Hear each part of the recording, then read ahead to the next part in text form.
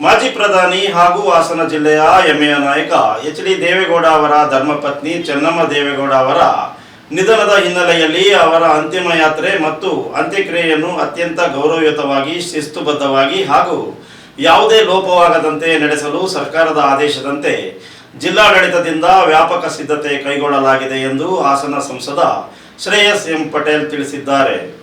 ಮಾಜಿ ಪ್ರಧಾನಿ ಹಾಗೂ ಹಾಸನ ಜಿಲ್ಲೆಯ ಹೆಮ್ಮೆಯ ನಾಯಕ ಎಚ್.ಡಿ. ದೇವೇಗೌಡ ಅವರ ಧರ್ಮಪತ್ನಿ ಚೆನ್ನಮ್ಮ ದೇವೇಗೌಡ ಅವರ ನಿಧನ ಹಿನ್ನೆಲೆಯಲ್ಲಿ ಅವರ ಅಂತಿಮ ಯಾತ್ರೆ ಮತ್ತು ಅಂತ್ಯಕ್ರಿಯೆಯನ್ನು ಅತ್ಯಂತ ಗೌರವಯುತವಾಗಿ, ಶಿಸ್ತುಬದ್ಧವಾಗಿ ಹಾಗೂ ಯಾವುದೇ ಲೋಪದೋಷವಾಗದಂತೆ ನಡೆಸಲು ಸರ್ಕಾರದ ಆದೇಶದಂತೆ ಜಿಲ್ಲಾಡಳಿತದಿಂದ ವ್ಯಾಪಕ ಸಿದ್ಧತೆ ಕೈಗೊಳ್ಳಲಾಗಿದೆ ಎಂದು ಹಾಸನ ಸಂಸದ ಶ್ರೇಯಸ್ ಎಂ ಪಟೇಲ್ ತಿಳಿಸಿದರು. ನಗರದ ಜಿಲ್ಲಾಧಿಕಾರಿ ಕಚೇರಿ ಆವರಣದಲ್ಲಿ ಮಾಧ್ಯಮ ಪ್ರತಿನಿಧಿಗಳೊಂದಿಗೆ ಮಾತನಾಡಿದ ಅವರು, ಚೆನ್ನಮ್ಮ ದೇವೇಗೌಡ ಅವರು ದೇವೇಗೌಡರ ಕುಟುಂಬದ ಹಿರಿಯ ಸದಸ್ಯೆಯಷ್ಟೇ ಅಲ್ಲ, ಇಡೀ ಹಾಸನ ಜಿಲ್ಲೆಯ ಜನರ ಪ್ರೀತಿ ಮತ್ತು ಗೌರವಕ್ಕೆ ಪಾತ್ರರಾಗಿದ್ದ ಸರಳ ಸಜ್ಜನಿಕೆ ವ್ಯಕ್ತಿತ್ವದ ಮಹಿಳೆ. ಅವರ ಅಗಲಿಕೆ ಜಿಲ್ಲೆಯ ಜನತೆಗೆ ಹಾಗೂ ರಾಜ್ಯದ ಸಾರ್ವಜನಿಕ ಬದುಕಿಗೆ ತುಂಬಲಾರದ ನಷ್ಟವಾಗಿದೆ ಎಂದು ಸಂತಾಪ ವ್ಯಕ್ತಪಡಿಸಿದರು. ಬೆಂಗಳೂರಿನ ಪದ್ಮನಾಭ ನಗರದಲ್ಲಿರುವ ದೇವೇಗೌಡರ ನಿವಾಸದಿಂದ ಹೊರಡುವ ಪಾರ್ಥಿವ ಶರೀರವನ್ನು ಸಂಜೆ ವೇಳೆಗೆ ಹಾಸನ ಜಿಲ್ಲೆಯ ಗಡಿ ಭಾಗವಾದ ಹಿರಿಸಾವೆಯಲ್ಲಿ ಜಿಲ್ಲಾಡಳಿತ, ಜನಪ್ರತಿನಿಧಿಗಳು ಹಾಗೂ ಪಕ್ಷದ ಮುಖಂಡರು ಅಧಿಕೃತವಾಗಿ ಸ್ವಾಗತಿಸಲಿದ್ದಾರೆ. ಅಲ್ಲಿಂದ ಚನ್ನರಾಯಪಟ್ಟಣ ತಾಲೂಕು ಕಚೇರಿ, ಉದಯಪುರ, ಶಾಂತಿಗ್ರಾಮ, ಹಾಸನ ನಗರದ ಡೈರಿ ವೃತ್ತ ಹಾಗೂ ಎನ್ಆರ್ ವೃತ್ತ ಮಾರ್ಗವಾಗಿ ಮೊಸಳೆ ಹೊಸಹಳ್ಳಿಗೆ ಪಾರ್ಥಿವ ಶರೀರವನ್ನು ಕೊಂಡೊಯ್ಯಲಾಗುವುದು ಎಂದು ವಿವರಿಸಿದರು.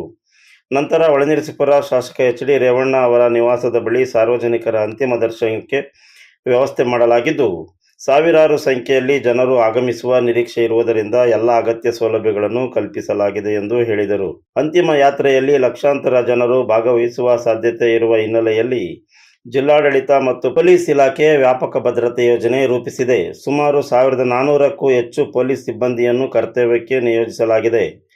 ಹಾಸನ ಜಿಲ್ಲಾ ಪೊಲೀಸ್ ವರಿಷ್ಠಾಧಿಕಾರಿಯೊಂದಿಗೆ ಇತರೆ ಜಿಲ್ಲೆಗಳಿಂದ 5 ಎಸ್ಪಿ ಅಧಿಕಾರಿಗಳು, 60ಕ್ಕೂ ಹೆಚ್ಚು ಡಿವೈಎಸ್ಪಿಗಳು, 25ಕ್ಕೂ ಹೆಚ್ಚು ಪಿಎಸ್ಐಗಳು ಸೇರಿದಂತೆ ಹಿರಿಯ ಮತ್ತು ಕಿರಿಯ ಪೊಲೀಸ್ ಅಧಿಕಾರಿಗಳನ್ನು ಭದ್ರತೆಗೆ ನಿಯೋಜಿಸಲಾಗಿದೆ ಎಂದು ಸಂಸದರು ಮಾಹಿತಿ ನೀಡಿದರು.